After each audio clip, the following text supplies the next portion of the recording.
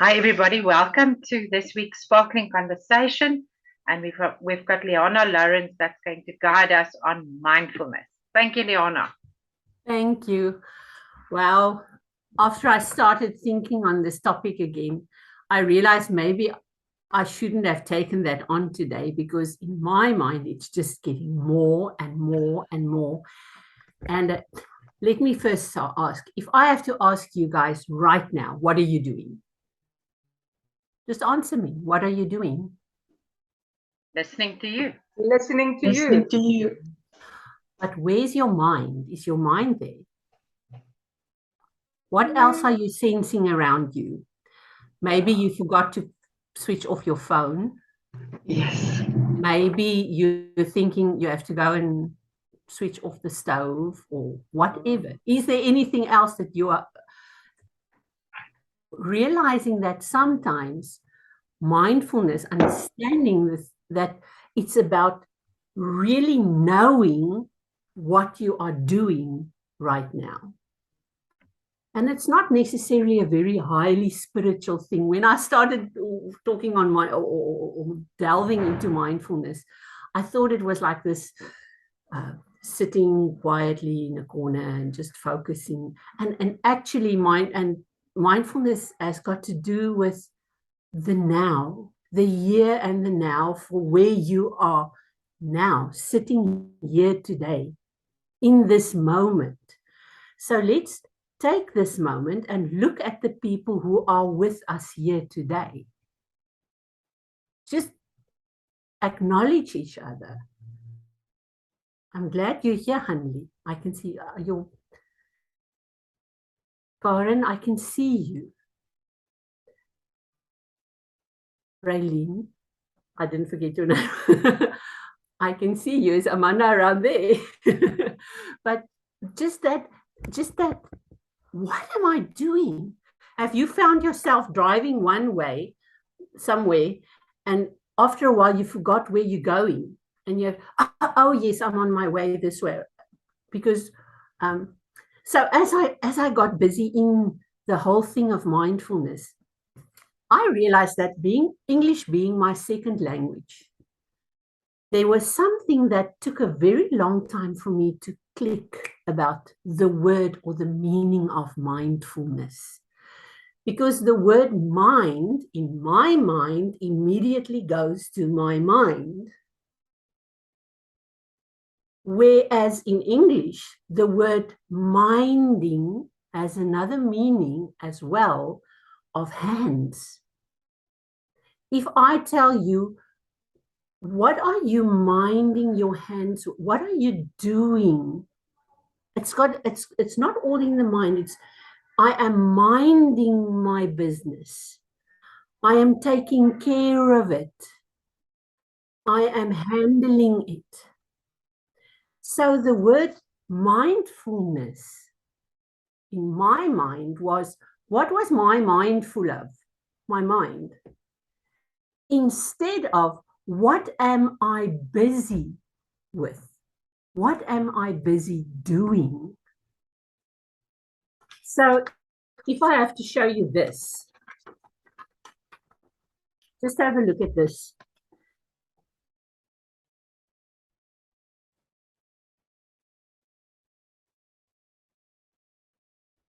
Then I realized that mindfulness has to do with, what do I truly care about in this moment?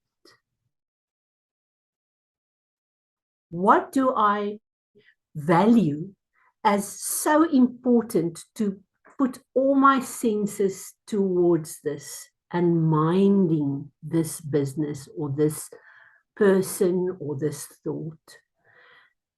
So first thing I want to say, I realize it's got not only to do with my mind, but it's got to do with what I am doing in this moment. So I asked you, what are you doing? And then I asked you, where's your mind? Is your mind with you for what we are doing now?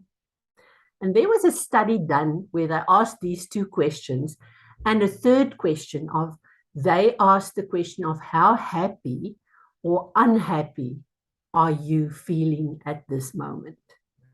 And then they compared it and they saw that people, 47% of adults in America with this study said that 47% said that they don't know where they are in that moment. Their mind and their hands and their body is not at the same place at that moment. And the correlation between, if that is the truth for them at that moment, towards how happy or unhappy they were.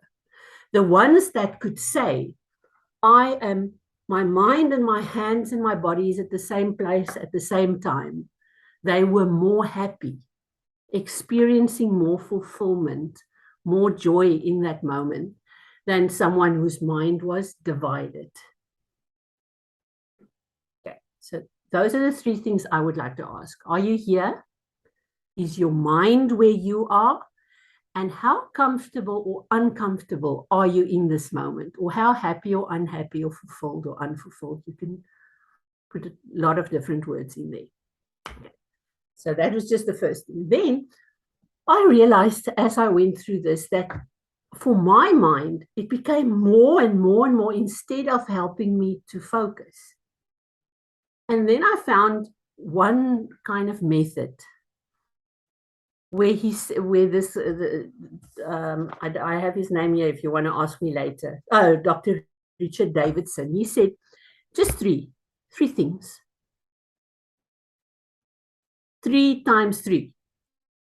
As you are sitting there, Ilse, I can't see you, but I want to include you in this. Look around you and find 3 things that you can see. Things. You don't have to verbalize it now, just see 3 things. If I have a look here, I see a chair. Now I've got a problem because when I look at the chair, it's red. And I got that chair from my grandmother. And when I was little, she used to sit in it with me on her lap. And she would read some stories to me. And one of the red chair with Red Riding Hood always stuck with me. Can you see where I'm going? All I asked was, can you see something? Yes, I see a chair. And then suddenly emotions come in, emotional connections comes in, and your brain starts building a whole other story. And that's why you end up somewhere different than you thought you were heading. So I want to ask you, look at the 3 things that you saw and just pick one. And as I'm saying, that is a chair. I want you, each one of you, if you can, just say, this is a pen, or this is what do you see? Just one of those things. I saw the paper in front of me. Anybody else? Doesn't matter. Take that thing. This is a tic-tac box. It's half empty. No. Don't go there. This is a tic-tac box. And then, so take that thing, that glass, whatever you had, that paper, and say for yourself, not out loud, in your mind, say, this is a paper. In your mind. And when you've done that, take a deep breath. In through your nose, through your mouth, just what is comfortable for you. There's 1,000 ways of breathing and better and not, doesn't matter. Just take that, just take a deep breath and let it out.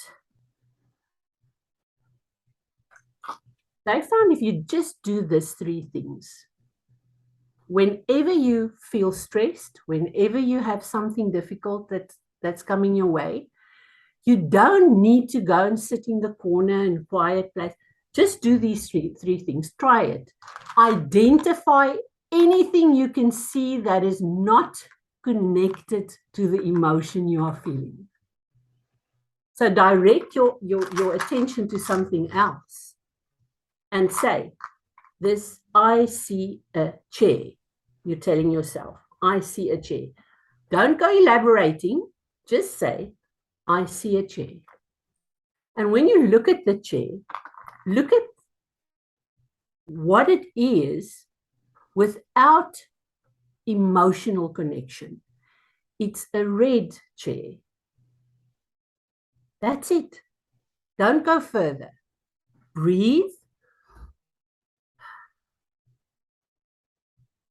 And if you take 3 different objects, so you do this, you identify, you acknowledge, and you breathe. Those are the 3 steps.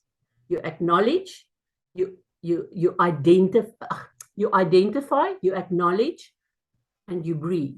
And if you do that 3 times, you would find that your heart rate dropped, your stress level dropped, all of those things comes with it. So all I want to come to today with about mindfulness is it can get very complicated if you delve into all the mindfulness stuff. And it's beautiful and there's wonderful things, but it's of no use if you can't practice it in the moment when you need it. And to practice something in the moment when we need it, it needs to be simple. And it needs to be part of our defense system. What that means is if we can practice this in times when we are not stressed, you're standing in the queue at Pick n Pay and there's a long queue. Don't fall for the trap to take your cell phone out and quickly do your WhatsApps and leave your phone and tell yourself 3 things. I see a packet of chips. Packet of chips. Breathe. Something else. Identify 3 things that has got nothing to do with you getting tense because this line is long. And don't fall for referring to something familiar. Use 3 things that has got nothing to do with you in that moment because it's a attention diversion. Yeah, so this is what I wanted to share with you this afternoon about just being mindful, and I would like to hear what you feel. Thank you, Liana. I'm just going to stop the recording and then we can keep on talking.